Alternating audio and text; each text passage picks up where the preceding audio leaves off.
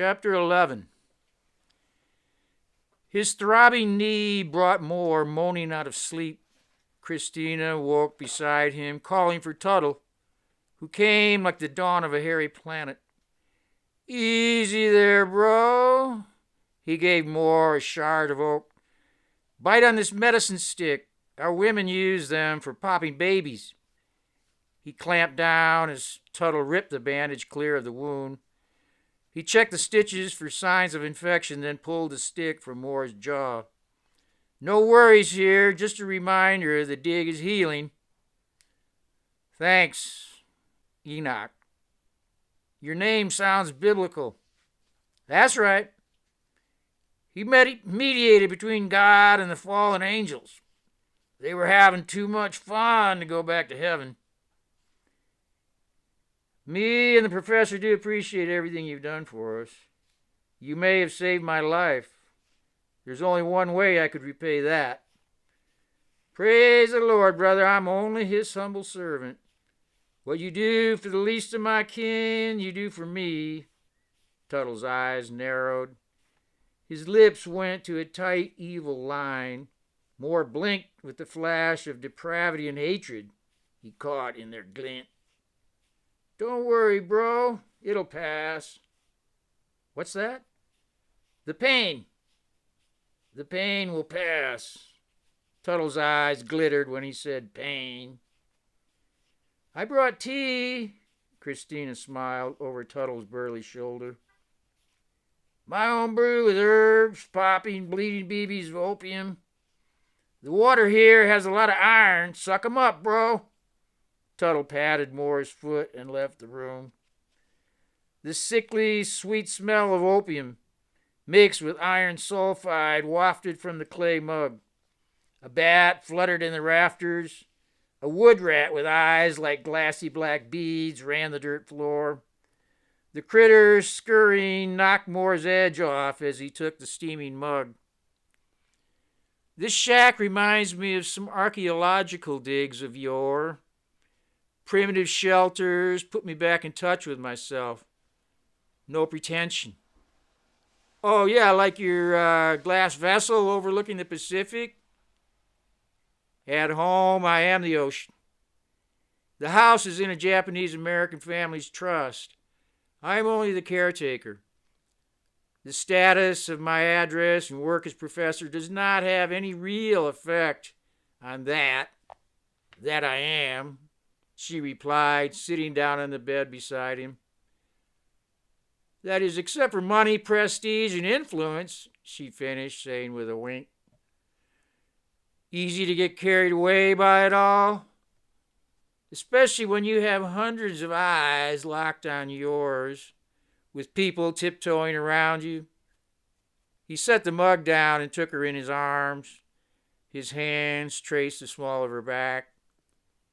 "You are the voice crying in my wilderness.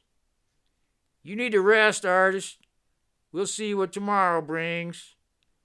He pulled her body in, crushing her breasts against his chest. The opium kicked in. He surrendered to the drug, falling back in a nod, to sleep until gray light filled the room. Moore opened his eyes to the jagged teeth and mean yellow eyes of a carved mask hanging on a post next to the bed. The demon had a second set of tiny jaws set between eyes, with more eyes fanning up the side of its elongated forehead. Christina came into the room, her face as fresh as if she'd returned from walking in spring sunshine. She handed him a steaming mug. "Coffee, black as you like. I should get wounded more often." The wild ends of her hair tickled his cheeks as she leaned to adjust his pillow. He brought the mug up to his nostrils. "I knew a woman who wouldn't drink coffee. Made her too wired, but she loved to inhale that aroma." Quisanda laughed from the doorway. "Lazarus rises. You are hard to kill." Her eyes and teeth flashed electric against her ebony skin. The leather jacket she wore was tight at the waist, billowing in a satiny sheen around her chest to conceal any sidearms. Her energy set off his sense of overwhelming fatigue. His muscles, slack, seemed to hang on his frame like inert clay. She jammed her fists into jacket pockets and spun against the wall as Tuttle eased his girth past her. He wore an iron cambric long-sleeved shirt with pearl snaps, broad cuffs rolled back, straining against thick arms. "I do wear a shirt now and then," he replied to her raised eyebrows. "How's a ham bone?" he asked more. "Painful, but like you said, it'll pass," he replied, catching the glint in Tuttle's eyes. "You should be feeling plenty below the waist with these fine women around." His breath reeked of tequila and unfiltered Camel cigarettes.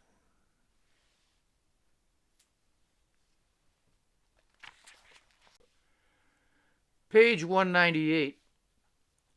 "I could use some more of that tea." Tuttle gave him a tight-eyed bulldog grin, all lips and canine teeth. "Suck 'em up, bro. Suck 'em up." He gave him a quick jab to the ribs. As Tuttle heaved from the room, Christina stopped him with an embrace. "No more tea for the darkness. We must be going." "Bad guys to the right, bad guys to the left," Tuttle replied with a furrowed brow. "If our problems were only as simple. What happened to the Camaro?" "She got trashed like all my cars, and I don't care. What you got yourself into, Queenie? Let me know what's going on here." "I don't have time to explain. I'll come back next week and we'll have a good laugh when I tell you the story." "You gonna move him when he's still half zonked?" "He's an artist. Half is a bonus. He goes." Christina was put in charge of getting more dress, helping him button his shirt. "We'll find you a pair of pants later."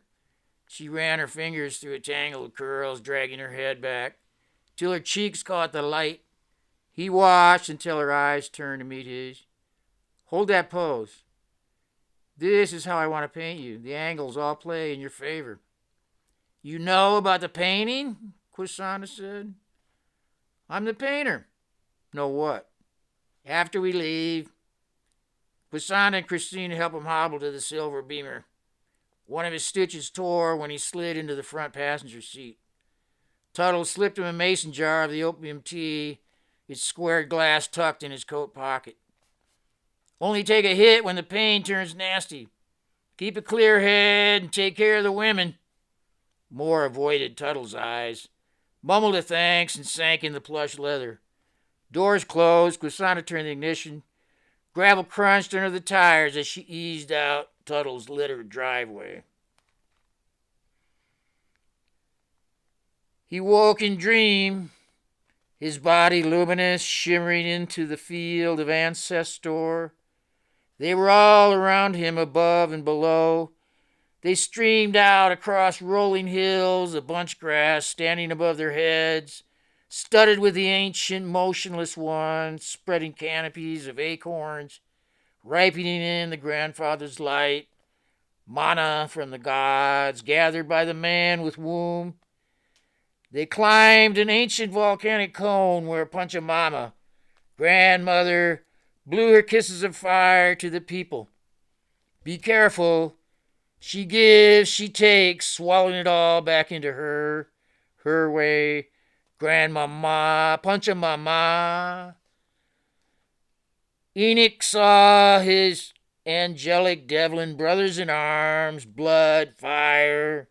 He, they, he. Enoch could see the outer world as ever subtler edges, billions of layers of cool gray embedded with fiery sparks, galaxy upon galaxy layered in time, layered now in his periphery. His people, his blood ran for 10,000 years over these lands. His people came from the brown land to the west across their waters. They, a dharmic, peace-loving people. Theirs were the only tribes in North America without weapons of war. Whereas they traveled east on the path of wisdom. Other brothers traveled west on the path of conquest. Some were now Ames, Sioux Red brothers, warriors on a path with heart. Still others, the white, ruffian conquerors without heart. They of diseased heart, no corazon, no ser comprensivo. Now he witnessed the invasion of Federales soldiers in uniforms on horseback pouring over a ridge to the south. Inoche recognized some of the green amongst the blue uniforms as those of federal agents that raided his property some years before. They came armed to the teeth. The teeth, even of their horses, were bared as they came. He started down the butte cone with murder in his whole being. His heart was twisted like the white one. He wanted to kill them as they had destroyed his property earlier. He felt that collective shudder that comes from native people being so long invaded, displaced, enslaved, raped, and murdered by the thousands, millions, crushed in steely white jaws. Now they were ready and armed to fight and slaughter the soldiers. They began a chorus of hunka-hey, as they moved off together in unison over the cone side.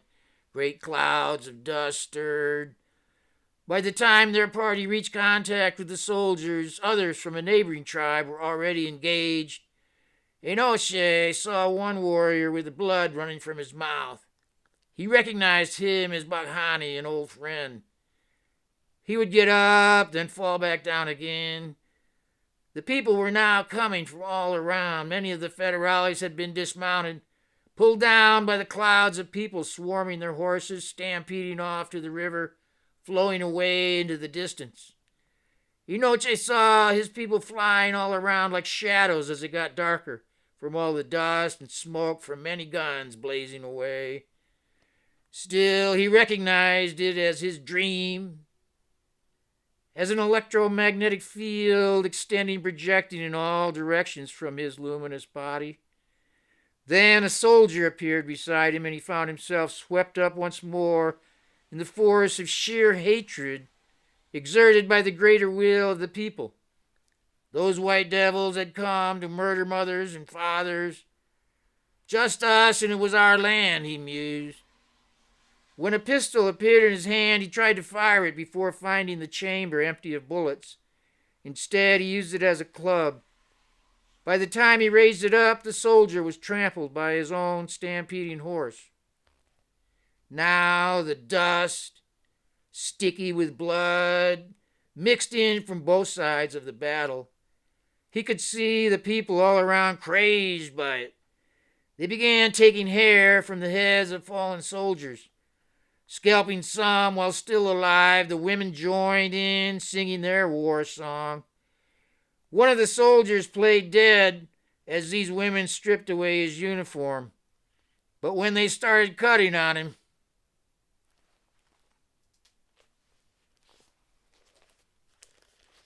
page 200. He fought back, spinning one mother around in the air till another stabbed him repeatedly. Inoche saw dead men and horses scattered all about as dust began to settle. The people now moved off to a village laid out in the valley below. They were jubilant, dancing and crying, hunka-hey, hunka-hey. Then he saw a very old man standing off by himself. He recognized the old one's sacredness by the light that shone all around him. Telling now the old one was his spirit guide. A federale on horseback charged down on him. Without turning, the old one merely raised a hand. The horse soldier went up, consumed in a lightning-filled cloud. When the cloud passed, all that remained were skeletons crawling with worms. Inoche walked with his guide to the river. Gazing into its swift current, he saw more federales on horseback, struggling against its ever-rising waters. Finally, all trace of them disappeared, submerged in the relentless flow. The old one spoke. "Take courage, my son. The earth is all that lasts," he said before evaporating in the wind. That voice, that eternal way of his people, broken and trampled by invading white devils, still connected him to the earth, the mountains, the valley, flowing with her, with his blood, all that lasts. All blood returns to her blood, is her blood, his blood. The brief appearance of the two-legged so quickly covered over by that cloud of layered time, leaving only bones and worms in its wake. All her, grandmother Earth, her body, his body of luminous rays extending her waves in all directions from the center of the grandfather's eye, any seed, his seed, the shaman, the medicine man, the ancient ones passed over to the outer land many generations before the white invasion, passed over and back, building an invisible bridge. The medicine showed him the way of this bridge to el otro lado, to the other side, where few whites go, and if they go in humility that Enoche recognized in Darkmoor, a humility that comes only from experiencing one's death, in this death of life many times, many ways. Enoche opened his eyes to find himself stretched out on his old recliner. Traces of the luminescent field played around his waking periphery. The presence of his spirit guide also lingered in the smoke from the cigarette he lit with one hand. In that moment, he saw his death mask. He laughed to himself at the foolishness of it, of all the busy, like thousands of ants running from the fire to the river. Even so, many of his brown brothers and sisters, finding themselves lost in white man business of gambling, slavery, murder, masked behind walls of ignorance. Even with the stench of rotting and burned flesh bodies filling the air, as they work making black boxes of death, they say, "How could we know?" Drinking their own toxic chemical waters from dead rivers, wheels turning, churning, burning her as she consumed them, dissolved in their own acid chemical soup, corroded, dying in steel and wooden cages. Now they come to shelter in his home. His land they sell to build their hotel. Now a casino, enslaving the minds of his own people to keep busy way. No time to find it. Their spirit crying out against their own ignorance. He would eat their still beating heart, he mused, with a flicking of the ash from his cigarette. Once they put him in their steel cages for killing a federal man, a real pig who came alone at night, wearing a mask, but still the flag on the sleeve. He stole and raped his sister. Enoche's fist tightened, crushing his cigarette flat between his fingers. Fingers that tightened around the neck of that pig, tightened till he crushed the windpipe like dry bark and watched the demon fade from his wide eyes. He thought about the dream. He dreamt many versions of it before, parts of it from hearing the old ones tell the stories of the killing of Custer, that great victory over the Bluebellies and all their guns and steel. He knew of Custer's Civil War history along with Sheridan, author of an earlier final solution of murdering native tribes to confiscate their land. Enoche learned much from a prison library. Then there was his story mixed in.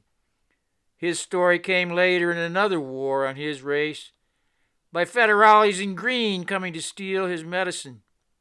Medicine craved by the long-haired whites. Medicine to break the spell of slavery and ignorance must be confiscated by the slavers, by their mercenaries with guns and chains. Hippie boys and girls wanting a taste of red-brown soul would pay the price. A taste of the overworld above, covering the rats racing down below in their steel cages, beady eyes, twitching fear, chasing their tail. ignorant that it is their tale, their story all along. Their story twisted in need and deed and greed and lust for that of another, their tiny sharp teeth gnawing brown flesh, raping his sisters. That was my victory, my piece of custard, mija. He spoke to Fawn Rave as she came to lay in his arms. When you kill that federale, you were talking again in your sleep. I'm afraid, Inoche. I'm afraid those hollies bring bad spirits on us. Don't be afraid, mija. The white sister is Shamana. I see her. I see my mascarita. It is my time to pass over to el otro lado, beyond the sorrow of passing away. Fear not for me or for you. You are young. You must bring other of our people's spirits into this world, for the grandfather sees this in your seeing. He is through and through you, breathing in every breath, touching in all you touch. When you feel most alone, you deny him, grandfather the least. You feel him in that feeling of being alone, for he is that being. Being him, being me or you. Inoche whispered, nuzzling his lips on her neck. Now I must kill another white demon like I killed that bandito who raped Melody. I find so many whites to be bad, to be degenerado, depravado. But some are good, bondadoso, with grandfather heart without the twist. That twist, they call it DNA. He called it ignorance, ignorates. Most of them forget the tail they chase. Twisting back around and around is their own, but then they turn on others. The strong ones prey on the weak. They devour like ave de rapina. Many whites come to devour so much that most is wasted.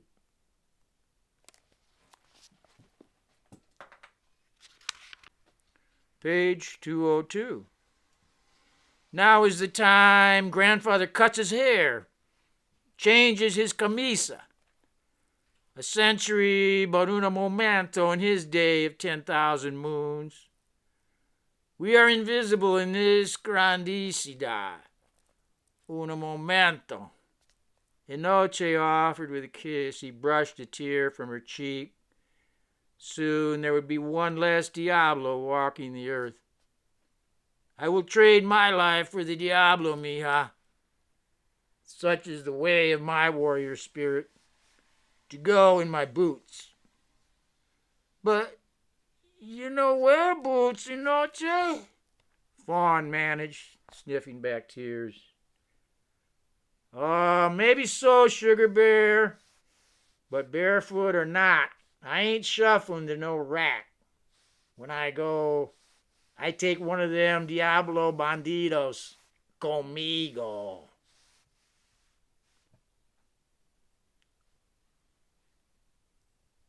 Coroner waited at the Westin Hotel parking lot until he knew for certain Quesanda had stood him up. He smelled betrayal like the body odor wafting off the unshaved Aram Hashimi in the passenger seat. The fucking audacity of the black bitch, he fumed, with her bullshit promises. He was too close to the scroll treasure to let her slip away from him back into McCracken's camp. He surmised the power of the bullet was no help with this score. You're my backup. Stay down with your traps shut. Coroner shifted into drive, pulling out of the hotel lot. Why you always rag on me? Hashimi, slumped down, replied with a frown, facial hair black against his pallid complexion. Coroner shook his head. His anger at Hashimi nearly made him run the stoplight. Keener instincts made him stop before a man in a wheelchair, unseen in the crowd gathered at the curb, zipped into the crosswalk. We do the artist and the woman, or what? Somebody with the intelligence of a gnat's ass needn't be concerned about what is going down. Just keep watch, Corner thought. He really didn't need to mangle some poor schmuck just trying to cross a street. He gave Hashimi a sideways look of disgust before scanning the street for any sign of her blackness. Low-rise storefronts broke up into big boxes with sprawling parking lots. Once they started climbing into the hills, he watched the landscape open up to ever larger lots, then estates. As it opened up, he began to notice only gardeners and other workmen about, their owners likely away to swank offices and country clubs. He turned west to wind up the mountain. The boxed, flat country of Bayshore turned into wrinkled forest. Coroner relaxed, letting thoughts of the Copper Scroll's treasure temper his distaste for the continued presence of Hashimi. He wanted a resolution to his connection with Darkymore.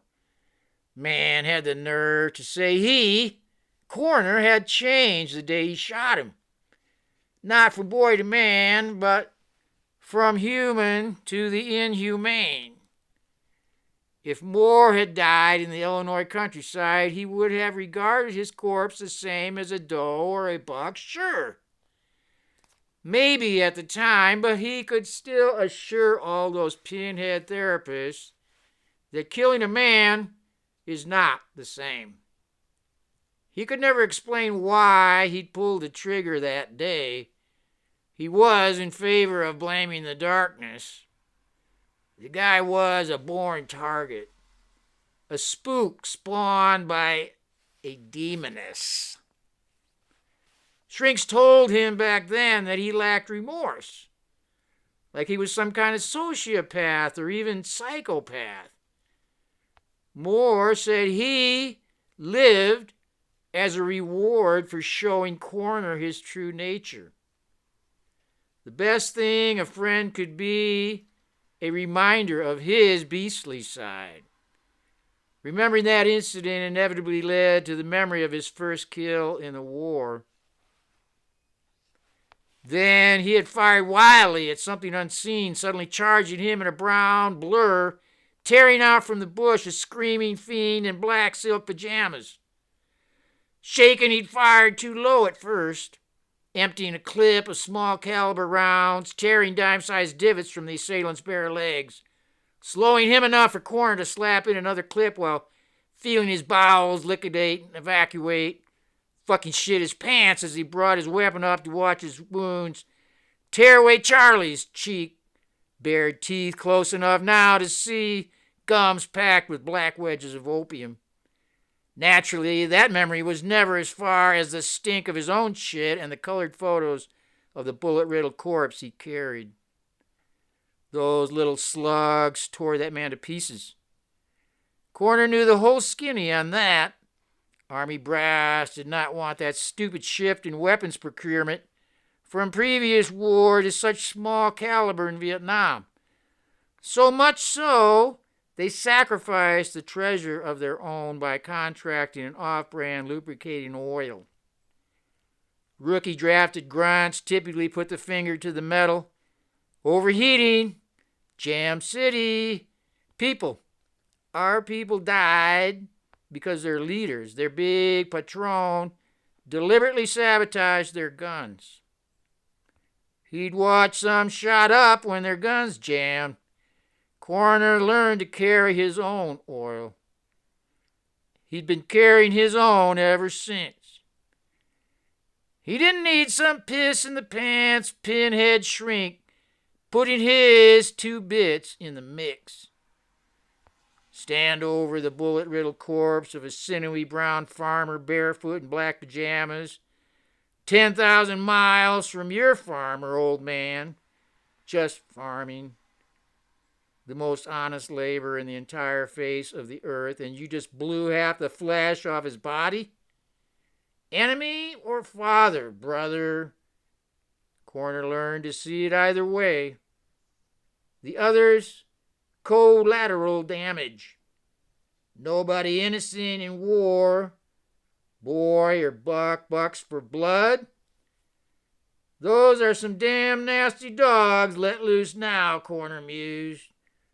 What could a sheltered homeboy like the darkness know about it anyway? And why should he care?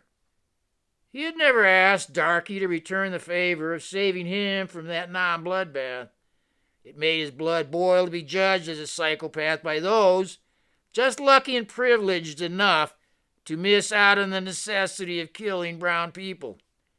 For country, for blood, for USA, he swore to himself, show me her face.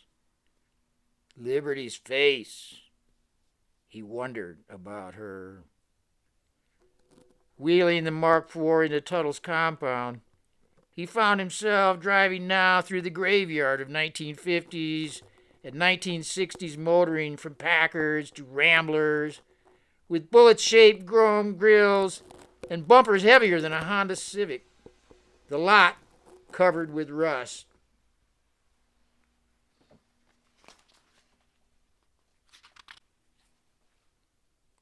Page 204.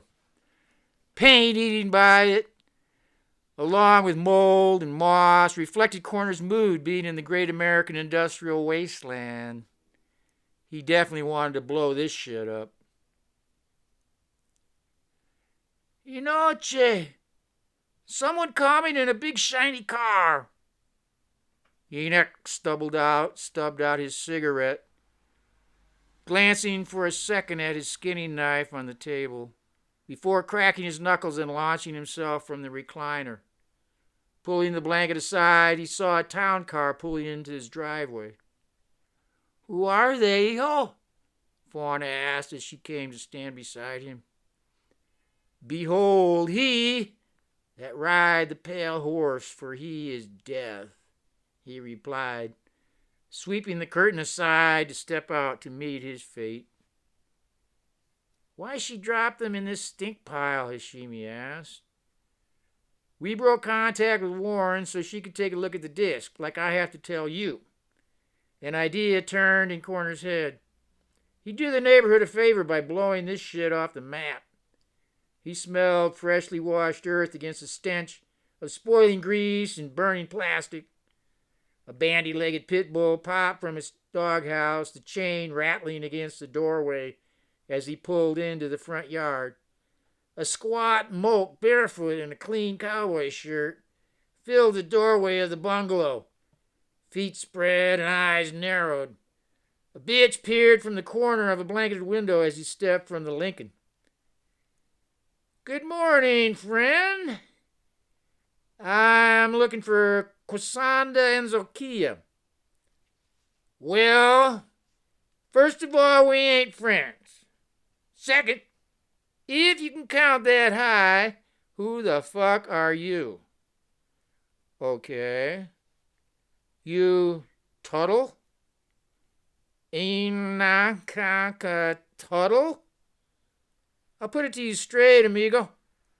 Miyama S. James Corner, my associate, and I have enough firepower to turn this junkyard into Hiroshima after the Nola Gray dropped its party invitation. We don't have time to dick around. Tell us where Miss Enzo Kia and the man and woman with her have gone, and we'll be down the road. Comprende? First, go fuck yourself. Maybe not even then. Hashimi left the Mark IV, taking a couple steps toward Tuttle. He grabbed Hashimi by collar and jacket, spun him over his head in a circle, tossing him in a heap of junk. Hashimi groaned as Corner went for his coat. He leveled the pistol at Tuttle's bulk until powerful jaws filled with sharp teeth clamped on his firing hand. He fell against the car, sliding along the polished fender as the pit bull tore on his arm. Blood ran between his fingers. Tuttle called the dog to its pen, kicking the gun across the gravel drive. He hefted a length of pipe and whacked Corner across his shoulders before he could stand. Tuttle jammed his heel in the small Corner's back till a jolt of nerve spasms made him shake.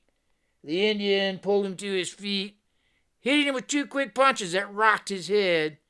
Corner stumbled over rusty pipes, falling on his shredded hand.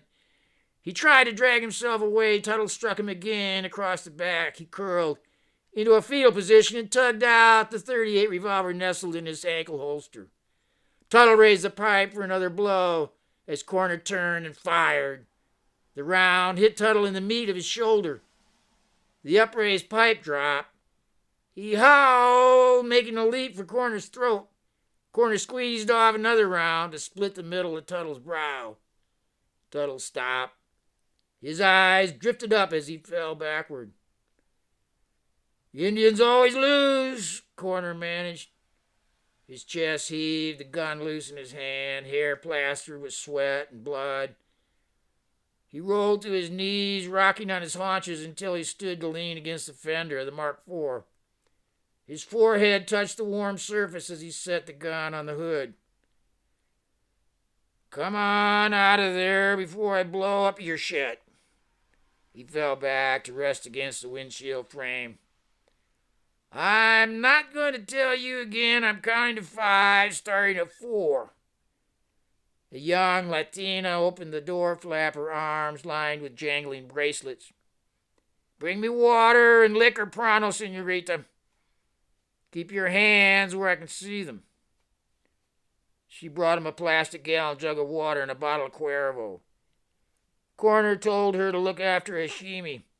He followed the movement of her hips. A thigh-length sweater clung to her buttocks as she walked to the body, sprawled in a battered truck bed. There's a pipe poking through his chest. He's not breathing and his eyes are flat. I think he's dead.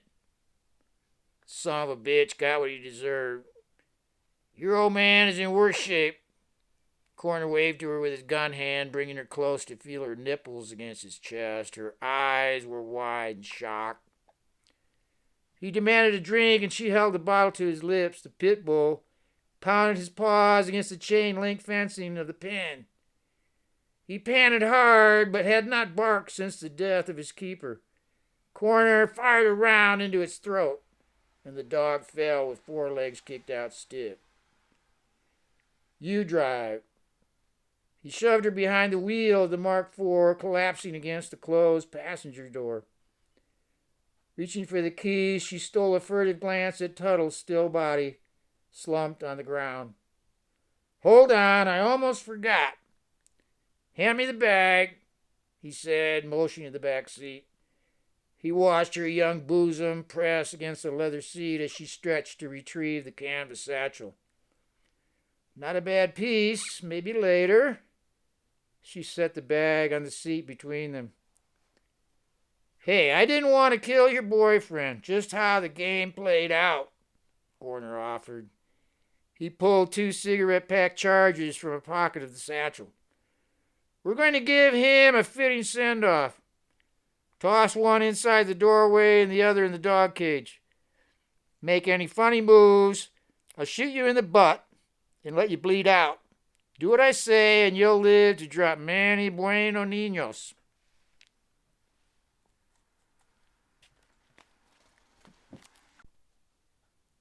Page 206. She nervously popped her chewing gum, tugging the strands of hair hanging like thin snakes on her face. Her skin felt rubbery as Corner brushed a tiny speck of debris from her cheek, leaving a red smear. She quivered in anger. Spit out that gum. That's a man's blood I tracked on your cheek. 2 men just died. For what? Chewing gum? Corner flounced her hair as her face burned, her mascara eyes upturned at the corners. Enoch has 50 cousins around here. They give you a good whipping for touching me. Only Enoch touched me, cocksucker. Nice mouth. Glad to see our tax dollars at work educating you breed girls, Corner said. I never meant harm to your old man. You lost your partner and I lost mine. All the more reason to do you right now. Go set those packages like I say so you can live another hour. Don't waste your breath with the hard case routine. Coroner armed the devices by pressing a button on each. He put his head back and took a pull on the tequila with his gun hand. Fawn slipped out with the charges, set them where told, then returned to the driver's seat. Coroner clubbed the gear shift into reverse with a forearm while stepping on the gas. Tuttle's bungalow turned to a sheet of flame, the yellow tongs mesmerizing the girl, wide-eyed, still in shock. Coroner eased off the accelerator, knocking the shifter into neutral. He could see excitement in the heaving of her chest. The second charge blew lit debris on the Mark IV as Coroner pushed her foot down hard on the gas pedal, knocking it into drive. Moore drank from the mason jar of opium tea as Quisanda's words collided in his addled brain. Do I look the same? The pod seems to have transformed me in some fundamental way, she asked, drumming fingers on the steering wheel. Well, I wasn't going to say anything, but what's with the hair and those sparks like a crazy static charge coming off you, he asked, clicking the seatbelt. You are positively on fire. I feel this electric field exhilarating the air all around you, Christina replied, draping her arms on the back of her seat.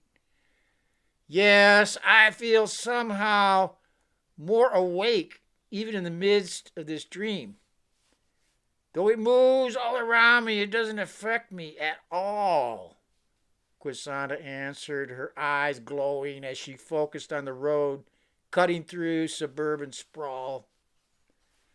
I hate to break the spell here, but I have this feeling Coroner is still out there dogging our trail. We need to get to the bottom of all this before that crazed mofo decides to go off again, Moore said, buzzing down his window. Okay, so where do we go from here?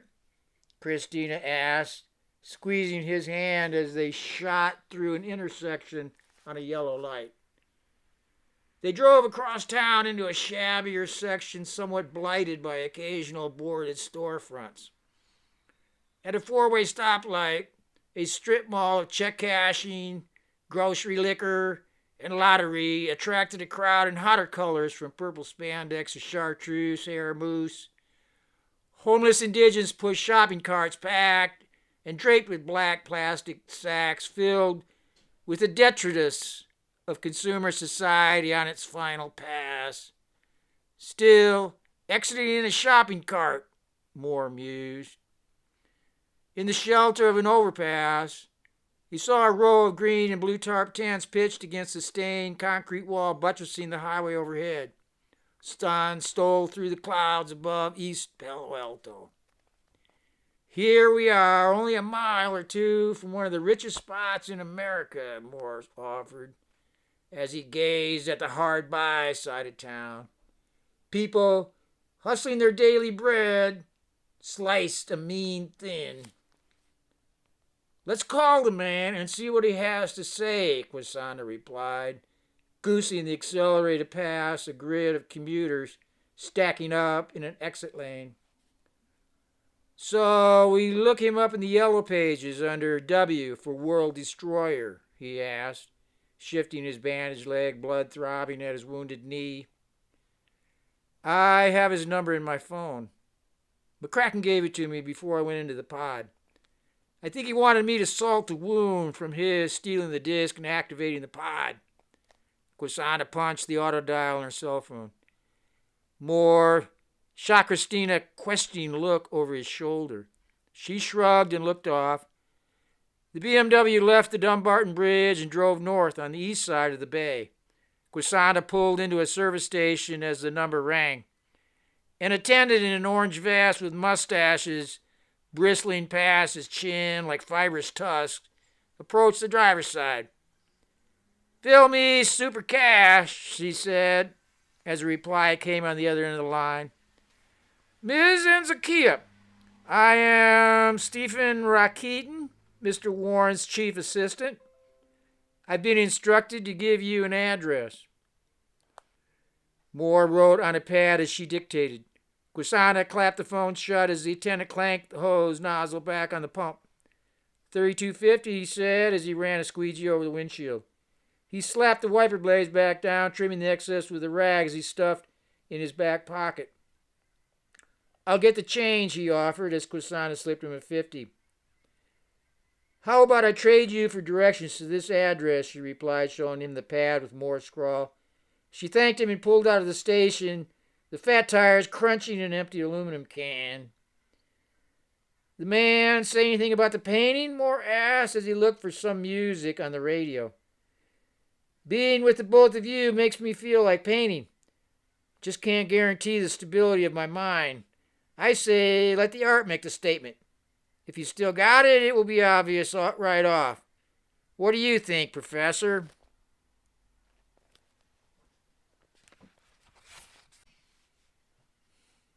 Page 208. Railroad tracks on their left cut a swath between the warehouses and marshlands that edged the bay. A brown pelican launched from a log floating on a stew of algae and plastic jugs, the air reeking with its bloom, stench with dappled, dying with fish. What did you discover on the disc? Christina asked as she loosened her peacoat. You find anything relating to Warren's scheme in the pod? To be honest, I can't remember anything except that I am still alive and kicking. Quisana changed lanes, making a right on Industrial Boulevard, following the road as it curved back to the left.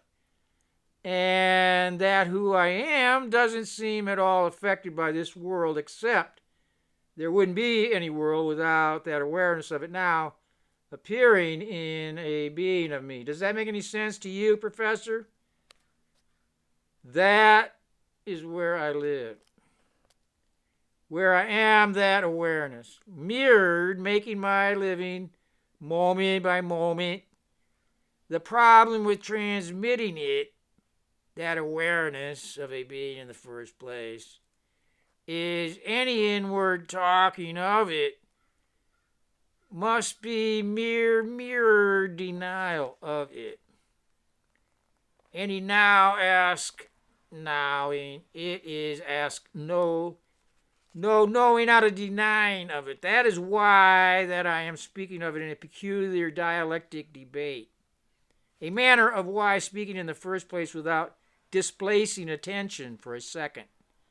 Touching on it in word without pushing it away by now ask knowing, denying it in word. No degrees of separation. No degrees between the invisibility of a being it in the first place and any appearing out of it, anybody, as a being of it, information. Christina still replied, gazing out at the surroundings.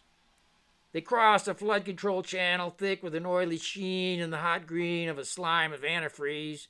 Steel arms of dock cranes, iron birds without wings, jutted over flat tar and gravel warehouse roofs.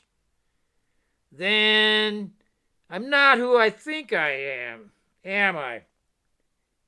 This DNA is a twisted conceit, turning, churning, burning into the concept of myself as Quisanda Enzokia, having completely nothing to do with the real me, the reality of me, except in my mind, as thoughts, as arbitrary names and tribal memory. Does that sound crazy to you? Perfectly sane.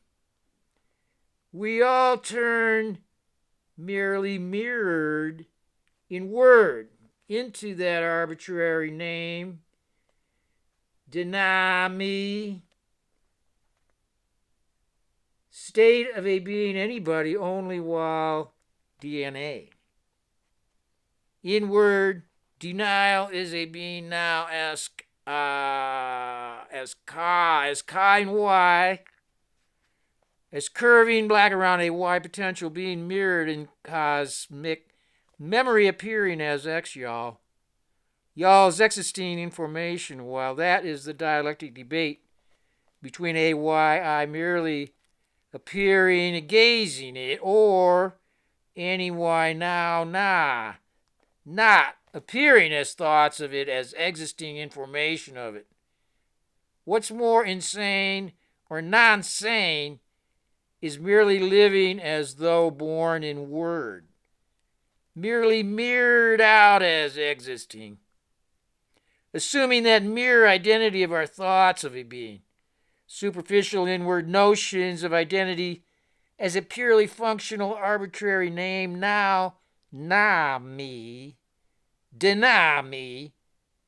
We all in turning into or out of it come around, introducing ourselves as a being in name alone, as a being in denial alone, and a being still in the first place now, appearing out of it as in ABCs, as a being seen now, not me in name alone. That is the ABCs of mere inward captivity. A being seen in me, merely mirrored in mind or why memory. Inform as a being seen y'all there is to meet me or you as to twisting into cosmic memory. One indivisible moment of a being still in her eye, a why I being seen him, her it now still.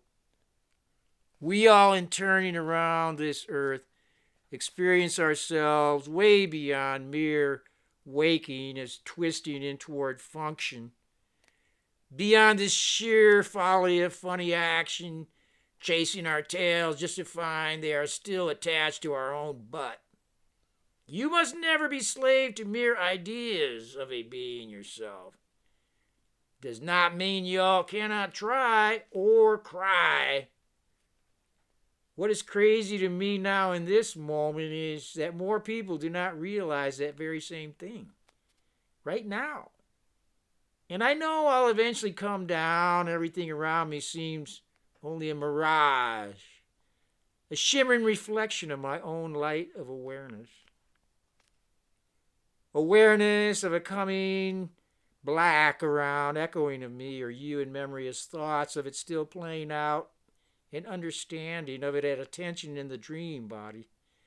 Now that I am out of it in her eye or Ma's natural eye of everybody merely appearing, gazing at it as mirrored appearing as anybody out mirrored on a microwave black around an instantaneous momentum, indivisible blackness of everybody. Quisanna break to a stop. Glancing back at Christina, she broke out with a laugh.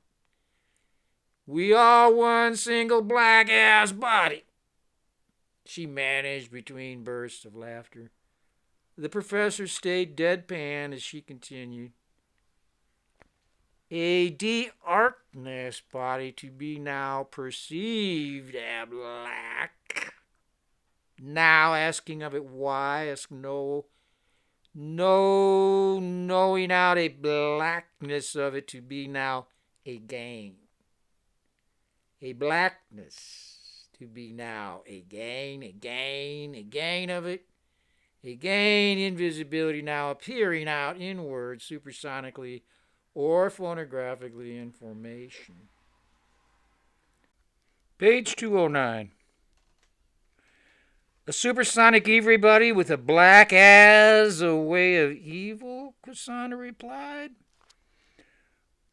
Or anything appearing of it at complete attention of denial, Wily'Em, igniting ignorance, projection of him or her, or it is still a being seen of him, her, it. The mere ABCs of it, the professor paused, eyes focused on Quisanna's reclining on the leather headrest.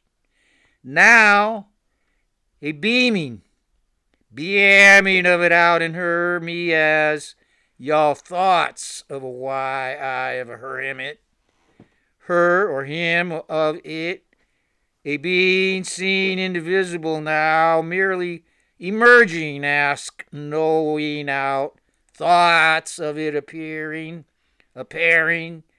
still a crazy funhouse mirror potential of her eye, Our eye all mirror see as a mercy. Dissolution. The word seemed more to hang in space then, shower up a sigh-hole wave radiance, turning a black around into or out of anything, anybody. So, how or why can I be so concerned about what's merely appearing to be there in my mind? Cassandra asked, her hair jetting out from her face. Shalana might be a reason. The name slipped from his tongue. Beyond certain obvious extenuating circumstance. But purely in my soul mind, that indivisible black as soul mind, that whole black as body as a shimmering field of consciousness shining out in her eye, that I mean of this, our eye all itty now asking of it why, as knowing out of it, appearing ahead or behind wherever her eye turns, y'all out in her eye on him or it, still it. Eve, even when I'm black around to my eyes, a normal self, reality that I stare, I or why stare, I story won't change come ride or ruin. A being still, stillness in the eye of her eye, eye changing mirage, mirror age, why that I am now. Are y'all eyesing it in toward twisting into a denial of it? Then why not? Either or, still a being seen, merely appearing and gazing it all along.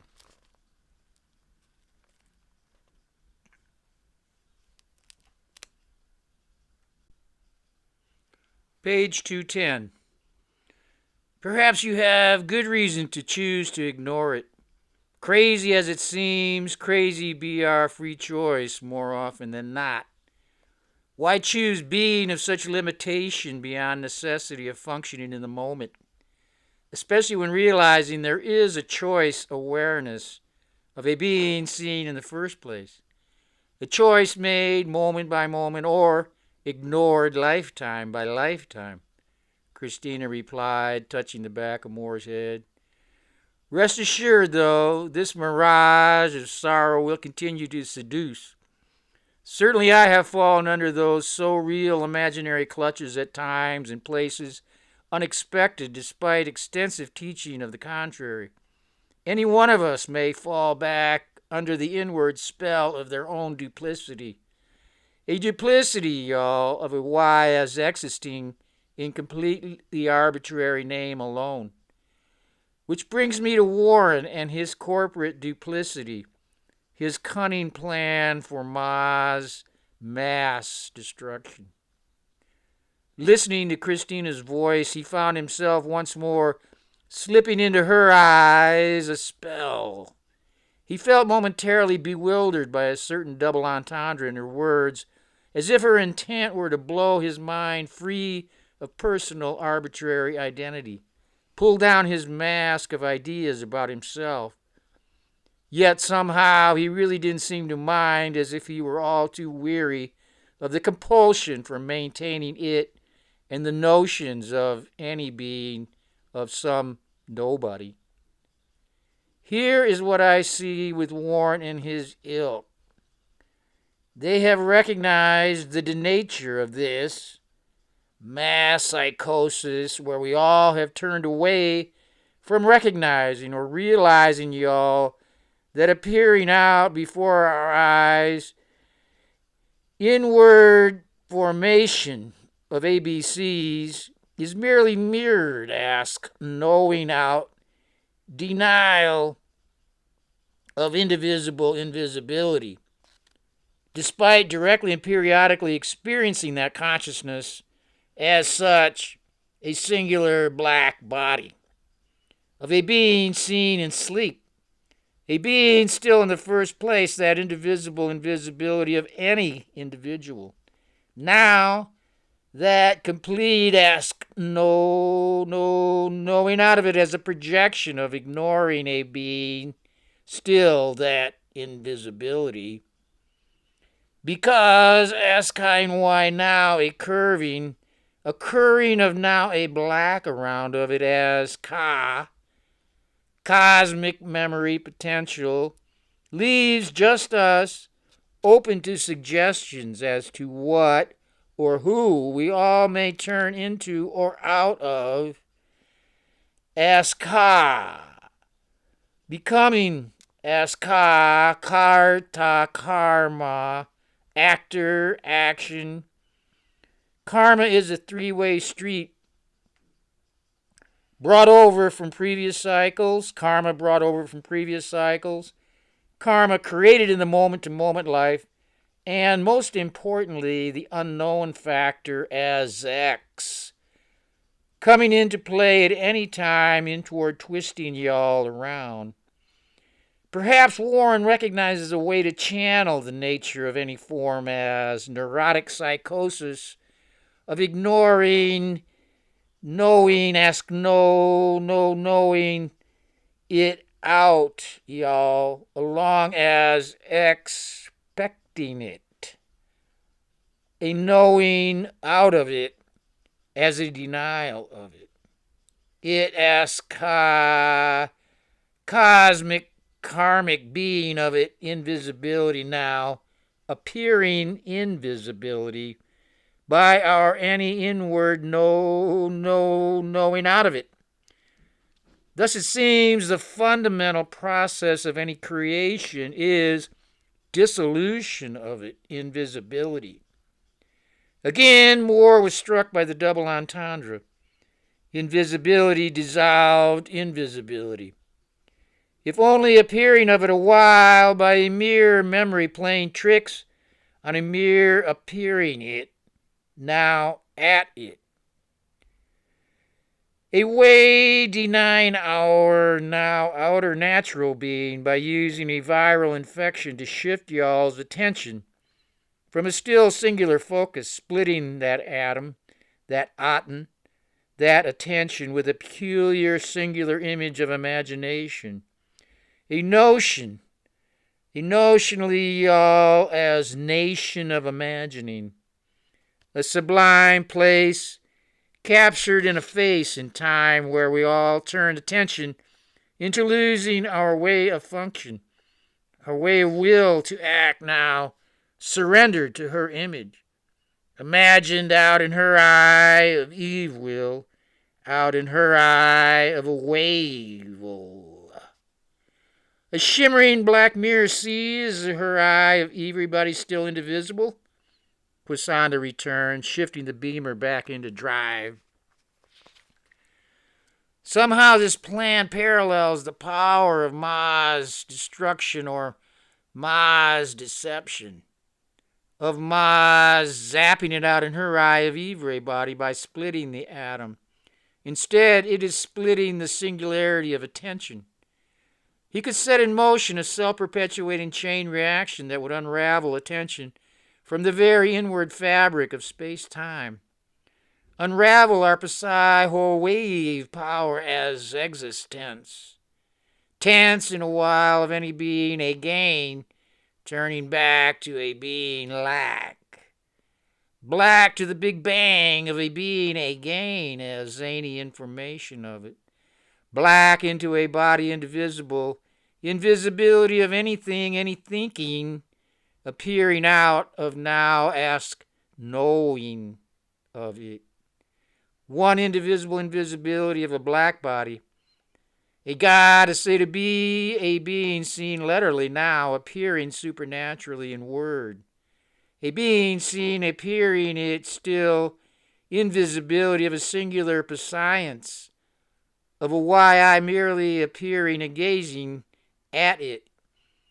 Invisibility now ask knowing a why I as existing in toward a twisting information while DNA. Denial of DNA, a denial of it in man as any mere supernatural thoughts of it in mind or why memory. A being, a why I appearing it, gazing it still in the first place, or a being out of it as any mirrored why now, or why not, or why now, merely because Warren can, at least now for a while, envirally beaming time-space back into a black round of Eve ray body, merely a reversing polarity, reversing the direction of time, now ask nowing it as a black around of a why of her him it, a freedom, freestanding of it, merely a stare, I, a star, I way, appearing in a gazing from above as below, now overstanding, understanding any inward spelling of it with mirror polarity on hand. Look! Dark pointed to a giant billboard of a frisky whiskey woman stretched out on a silver Mercedes. Once again he found himself outside their sea of estrogen. They went on with their conversation as though he were mere invisibility. But then Moore began to comprehend the distinct advantage of a being seeing invisibility, a being seen merely appearing, gazing it never beyond invisibility of it still in the first place indivisible. Warren has plans to release a supersonic bioacoustic virus. He is going to somehow blow up these fences, defenses that help define ourselves, who we all turn around thinking of turning into. He sees mass liberation, Quasanda spoke as if in a trance. That just came into my mind out from left field. The pod, she trailed off. I see pandemic meltdown, Christina replied. Now that I am picking up on your way of thinking on that wavelength, hearing that virus turning in Warren's biofield. We don't need Warren's virus to break it all down, Moore exclaimed, feeling the cocktail of drugs, feeding the firing of a billion synapsi. It's all going down. Going down, down, down. We all only need to turn back to black to see it for what it is, Quasanda replied. A being seen in the first place, indivisible invisibility of anybody. Nothing in word visibility of it affects us any more than a dream affects the dreamer. Sticks and stones may break my bones, but words are mere inward memory mirrors reflecting me as thoughts of it. A being still in the first place is unimaginable now without knowing it out of a why I appearing, a gazing it out in mirrored appearing in word. A being in me appears now only as thoughts of my knowing out a memory. A memory being mere words can never hurt me by merely changing my mind. Quasanda replied with a visceral jolting shock wave releasing with the sound of her voice. Moore felt her waves washing over and through him.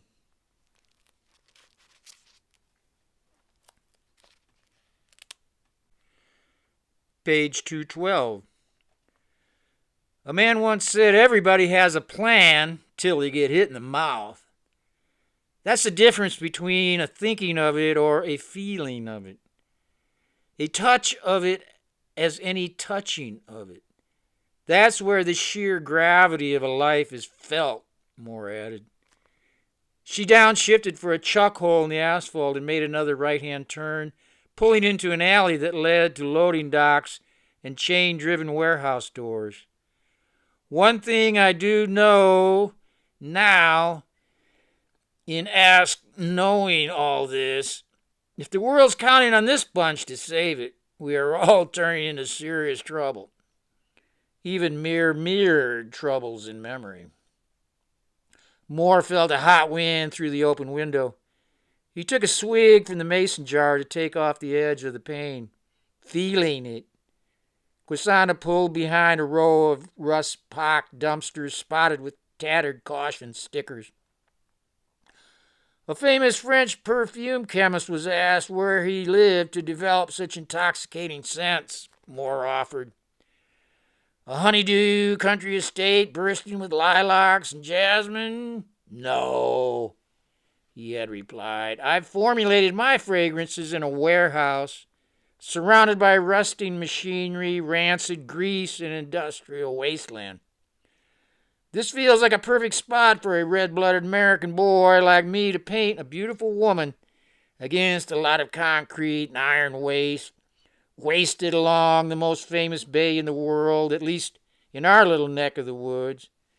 In prehistoric time, a primeval redwood forest climbed 14,000 feet up from this bay on the slopes of Mount St. Helena. Now she's just a little bump in the ridgeline 50 miles north. I've seen some of the fossilized tree remains. They were giant sempervirens 10 or 15 feet in diameter. He broke off, realizing no one was listening. I hope you will find inspiration here, Quisana said. She stepped from the car to help Christina get Moore out. You are full of shit, but it's good shit, she whispered in his ear. Blood seeped from the torn stitch. He danced on his good leg and adjusted the blanket around his waist. The sleeves of his leather jacket scrunched against the women's straining muscles as they assisted him from the car. Shocks of brown weeds filled cracks in the asphalt driveway leading to a black metal door set into a 3-story red brick building. Quisana began to work the door open with her pick kit till realizing it wasn't locked. They followed a hallway to a rear service elevator as the door slammed closed behind them. The atmosphere was thick with years of industrial mustiness. Yellow light filtered through grimed overhead windows. The elevator cage clattered along the dank shaft to the 3rd floor. Darkmoor let his head fall against Christina.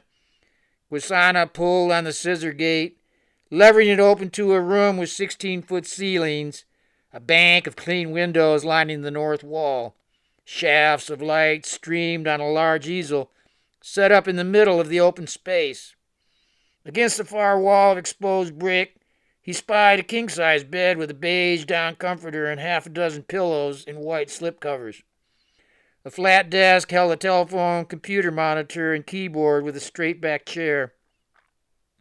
The women helped him to the high chair in front of the blank canvas of gessoed linen set up on the easel. He eased his weight onto the cushioned seat, leaning back against the leather-wrapped arm and backrest.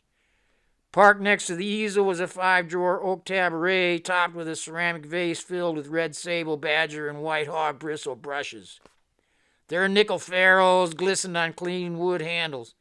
He reached out to touch their smooth surface and pull open a drawer of the taboret. The top drawer held 40-milliliter paint tubes of hues, tints, and tones of red, from raw umber to cadmium. He caressed the fresh labels and let his fingers run over the fullness of yellow, cadmium ochre, and Naples extra. Another drawer displayed ranges from smoky green and galvanic turquoise to deep cobalt. He left the drawers open in a pyramid fashion, creating a rainbow from top to bottom. The colors were so rich and stunning he wanted to squeeze them directly into his mouth. He pulled a French vermilion from the top drawer and unscrewed the plastic cap. A nib of orange pigment rose from the threaded nozzle. Moore scraped the paint off with his pinky and dotted the tip of his tongue, fumes of linseed oil rising. It's going to be okay, painter, said Christina. What you do will not affect who you are. Do not confuse the painter with the painting. Be the field, not the fence. You rejected the lie in favor of the truth, and your karma has already decided whether you will succeed. Quisana called for the couple's attention. Unless you have not noticed, Warren has installed 4 video cameras to record the progress of the painting. I expect he will be watching and communicate with you through the computer. Moore looked at the cameras bearing down on the canvas. So he can see us, but we can't see him. You don't want to see him. He is one cruddy old fart, she said with emphasis for Warren's sake. One of them Zazen cats talked about gaining enlightenment from staring at a blank wall. Here, that I am there. Warren knows he cannot force you to paint. The image must come from the right place, from love, from desire, from passion, said Quisanna, turning from the door to give him a long look. He took another whiff of the vermilion. How long do I have? A week? 24 hours, she said. Not too much pressure. He's talking about an image that any painter would work on until he dies, and maybe then. I think the best approach with eyes closed. Hers or yours? Maybe both. That may be the best case, said Christina. You can never paint the face I had before I was born. That from one of your Zen cats. Timing is an important component of Warren's schedule for the apocalypse. Enlighten everyone and let God sort it out, like being his own demiurge, toying with his creation. Should I paint or not?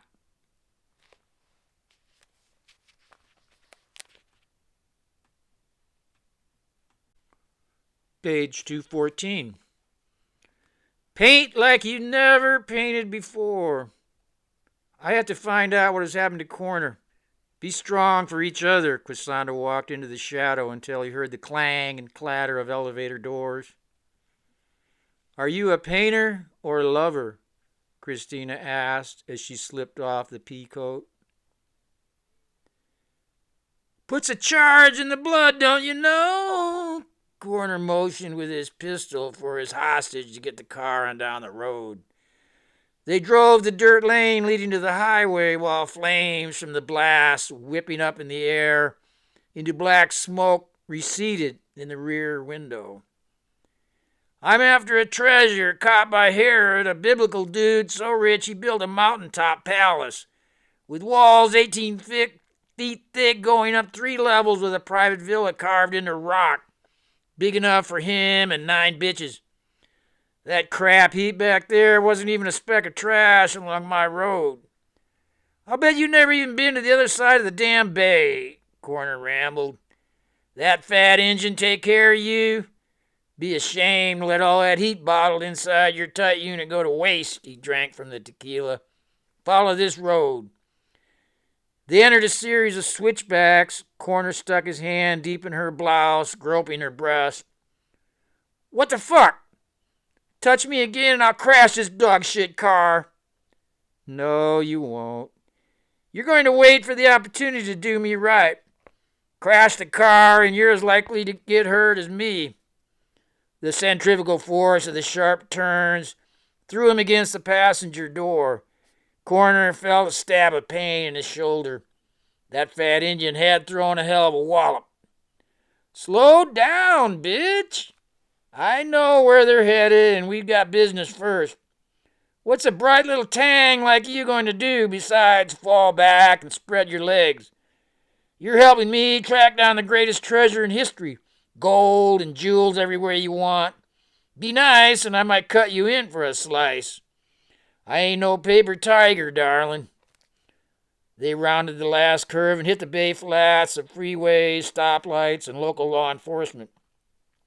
His thoughts drifted back to treasure in the burning wastes of the Sinai Desert. The past rarely interested him, a jerk-off fantasy ride for academics afraid of the world, until he learned of the Copper Scroll. He read of 400 donkey loads of booty leaving Jerusalem every day for months, heading for Masada, Herod's desert palace. He could see long dust trails, clouding, trudging hooves and leather sandals, smell rank sweat from the lather of treasure-laden harnesses, rubbing against crimped muscles, 70 years before Roman legions swept in. According to Warren, generations of bounty hunters had not uncovered one ingot of the gold. The treasure waited for the right man to seize it. Warren told him about how the inscribed letters and numbers of the copper scroll were a code for the true location of the caches. Professor Shaughnessy could break the code with her paleography hocus pocus. Warren made Christina sound like a priestess, not of this century or earth. Corner learned that the treasure listed on the scrolls contained more than vast amounts of gold and silver, like 2 oracle stones, rumored to contain magnetic properties capable of felling walls built from blocks as big as boxcars. He discounted any of the theories as nonsense brought on by one tab too many of bad Mesopotamian acid. Corner stirred.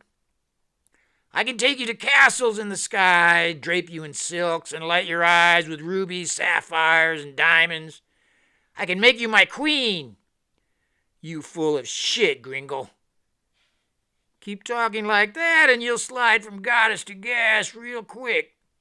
He drank from the tequila and dipped into his Altoids tin. She licked her lips and broke her cold stare. Coca?